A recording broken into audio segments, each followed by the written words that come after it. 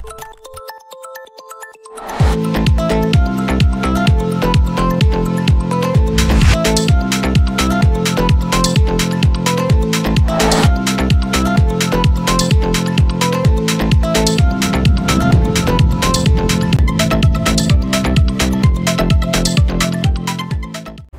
Sumsel 24 jam hari ini. Penemuan nisan-nisan kuno di Jalan Tengkuruk Permai Blok C, Pasar 16 Ilir, Palembang dinilai sejumlah pihak sebagai cikal bakal penelusuran hilangnya kuto Tengkuruk, satu dari 4 istana zaman Kesultanan Palembang Darussalam yang hingga kini masih misteri.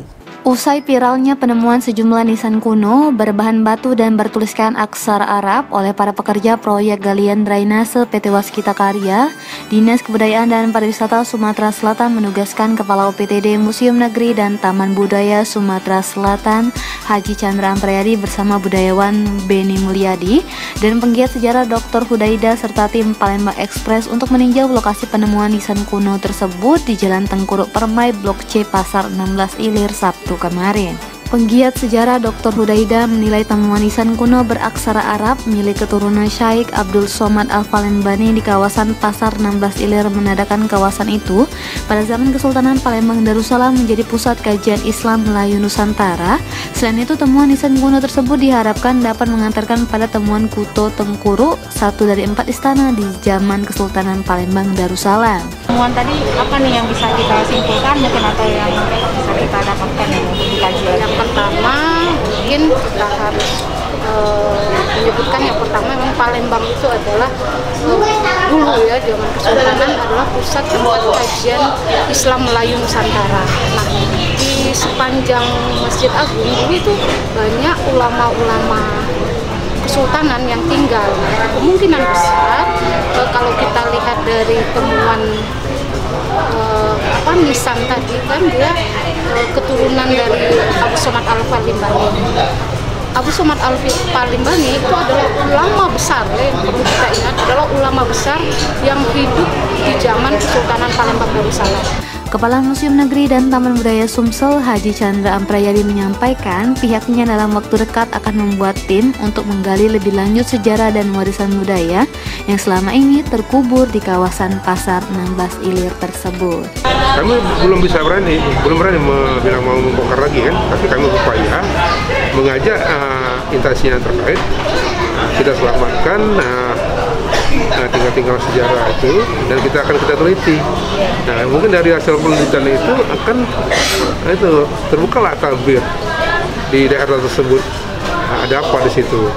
Nah, karena dari tinggal sejarah ini banyak kita yang hilang dan tidak ditemukan. Nah, akhirnya kita sedikit demi sedikit kita bisa membuka tabir-tabir sejarah mulai Kerajaan Palembang sampai Kesultanan Palembang. Sementara itu, petugas kebersihan Pasar 16 Ilir Firdaus, saksi mata penemuan nisan kuno yang berhasil ditemui Haji Chandra dan rombongan membeberkan penggalian oleh pekerja proyek drainase Pasar 16 Ilir ini di kedalaman 3 meter menemukan 4 buah nisan yang awalnya diduga tulang. Coba Pak cerita kecak mana awalnya Bapak ketemu nisan kuno itu? Waktu malam kami gali, kami kan tidak nyangkut itu barang itu ada di dalam. Pas kami bingung, pokoknya ada tulang kayu dari meranti Unglen. Jadi sudah berapa puluh tahun baru inilah merasa kebenaran Muni Begawi kan, baru diangkat. Nah, pas kami angkat, kami periksa, rupanya ada tulisan Arab. Nah, tulisan Arab. Pas waktu tulisan Arab itu, kira kami bersihkan, kira dipoto boleh kawan-kawan tadi. Nah, kalau kemudian situ selesai kami Begawi, kami masuk lagi dalam ini. Reporter Betanika Susmanda, juru kamera Hadi Parit, Polpres.com. Pemirsa, tim bentukan Dinas Kebudayaan dan Pariwisata Sumatera Selatan bersama Balai Arkeologi Sumsel, Dinas Kebudayaan Kota Palembang dan PT Waskita Karya kembali menggali lokasi ditemukannya nisan kuno Senin malam. Penggalian kembali proyek drainase ini untuk mengambil nisan kuno yang ditemukan beberapa malam sebelumnya untuk kemudian diteliti. Dengan disaksikan Kepala Museum Negeri dan Taman Budaya Sumatera Selatan Haji Chandra Amprayadi, Kepala Balai Arkeologi Sumatera Selatan Dr. Wahyu Rizky Andifani, perwakilan Dinas Kebudayaan Kota Palembang dan PT Waskita Karya, warga dan puluhan jurnalis operator alat berat mulai menggali lokasi drainase tempat penemuan nisan kuno. Alhasil tidak memakan waktu yang lama, keempat batu nisan kuno berhasil diangkat ke permukaan, kemudian dibersihkan dan diamankan di kantor Dinas Kebudayaan Kota Palembang untuk diteliti lebih lanjut. Kepala Balar Sumsel Dr. Wahyu Rizky Andifani menuturkan, upaya tadi malam merupakan gerak cepat untuk meluruskan isu-isu yang berkembang di tengah masyarakat. Dari hasil analisis sementara, kata Wahyu, tim penemuan fakta bahwa satu nisan yang terkubur wafat pada 22 Juni 1904, sehingga dapat dikategorikan sebagai benda cagar budaya karena usianya lebih 100 tahun. Tadi dibawa kemana dulu tadi Pak? Ke Dinas Kebudayaan Kota Palembang. Ya, buat diamanin dulu. Diamankan dulu beserta batu batanya tadi. Kapan, Pak? Analisisnya ya dalam sehari 2 hari dulu, Mas. Jadi di sana nanti Pak. Kebenaran memang yang epic cuman saya di kantor, jadi terus saya udah banyak janji dengan teman-teman di dinas juga. Saya akan koordinasi dulu, nanti baru sesempatnya saya akan datang kok. Secepatnya nanti saya kabari.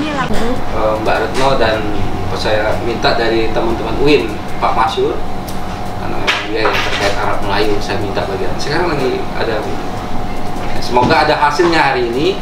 Ini tentang apa? Ini udah ada satu nih, nisan itu yang terbaca tadi, yang masalah angka tahun tadi dibilangin bahwa dia meninggal di hari Senin Rabiul Akhir, seperti itu, di tahun Hijriahnya, yaitu tahun berapa tadi, 1322 Hijriah. Di tempat yang sama, Kepala Museum Negeri dan Taman Budaya Sumsel Haji Chandra Amprayadi berharap nisan-nisan kuno itu dapat diteliti lebih lanjut oleh tim ahli sehingga kita dapat mengetahui secara rinci seputar nisan tersebut. Harapan kami temuan-temuan ini bisa dikaji lebih lanjut oleh para tim ahli sehingga kita dapat mengetahui apa yang ada di temuan ini, dan di sekitar sini. Dengan temuan ini di sekitar sini kita akan tahu bahwa sini dulu ada tempat peninggalan sejarah yang sangat luar biasa, seperti Masjid Lama, Kuto Tengkuru, Beringin Janggut. Nah, di sini dulunya adalah tempat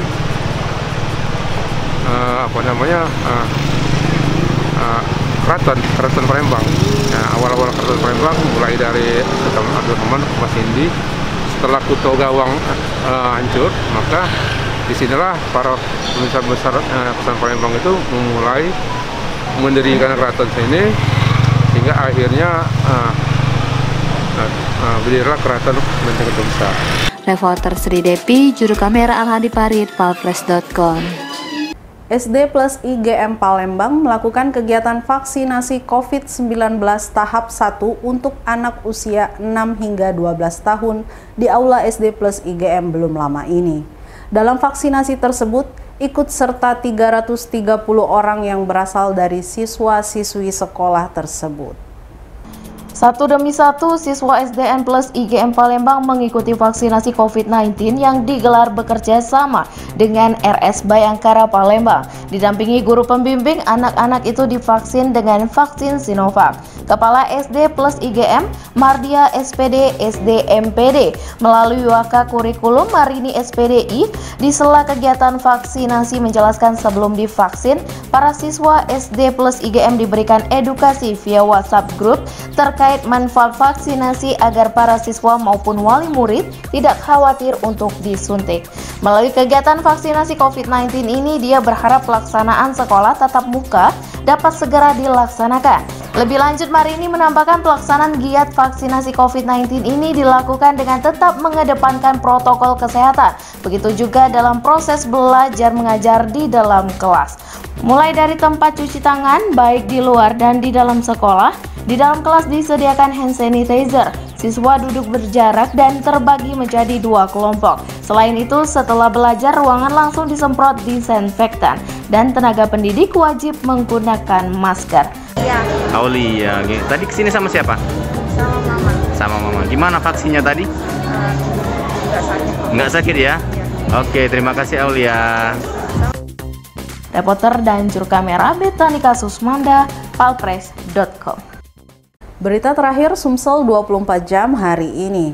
Fakta integritas sebagai komitmen menciptakan situasi kondusif, bebas dari perbuatan korupsi, kolusi dan nepotisme ditandatangani jajaran Korem 044 Gapo, termasuk juga Subsatker Komando Distrik Militer Kodim 0405 Lahat. Penandatanganan fakta integritas dilakukan jajaran Kodim 0405 Lahat pagi tadi. Mulai dari Komandan Kodim Perwira Bintara Prajurit hingga PNS membubuhkan tanda tangannya sebagai komitmen menciptakan kondisi kondusif, bebas dari perbuatan korupsi, kolusi, dan nepotisme. Kepada palpres.com dan Din 0405 Lahat, Letkol Kavaleri Sawaf Al-Amin SEMSI menjelaskan tujuan diadakannya penandatanganan fakta integritas tidak lain untuk menciptakan kondisi kondusif, bebas dari perbuatan korupsi, kolusi, dan nepotisme atau KKN. Menurut Dandim, hal itu sejalan dengan instruksi langsung dan Rem 044 Gapo untuk tidak ada lagi melakukan perbuatan yang merugikan. Hari ini adalah kegiatan penandatanganan fakta integritas seluruh jajaran Korem 044 Gapo, di mana salah satu subsatkernya adalah Kodim 0405 Lahat. Masukan ke personil seluruhnya kemudian? Masukan ke personil adalah dengan adanya penandatanganan fakta integritas ini agar diharapkan ke depan kinerja kita semakin baik dan kita memasuki wilayah bebas korupsi tanpa KKN. Ia berharap seluruh prajurit TNI masuk dalam wilayah Kodim 0405 Lahat mampu bekerja sama dengan sebaik-baiknya, tingkatkan kinerja dalam memberikan rasa keamanan dan kenyamanan. Diharapkan semuanya bisa menjalankan dengan baik dan tidak ada hal merugikan di tubuh TNI. Reporter dan juru kamera Bernard Albar, palpres.com. Demikianlah berita Sumsel 24 jam hari ini. Jangan lupa untuk mendukung program kami lainnya di YouTube Palpres Official seperti podcast Cuko Pedas, Budak Lorong, Basing, Ternyata Bukan Mistis, dan Ruang Cerita bersama Kakak Juli. Saya Betanika Susmanda, sampai jumpa.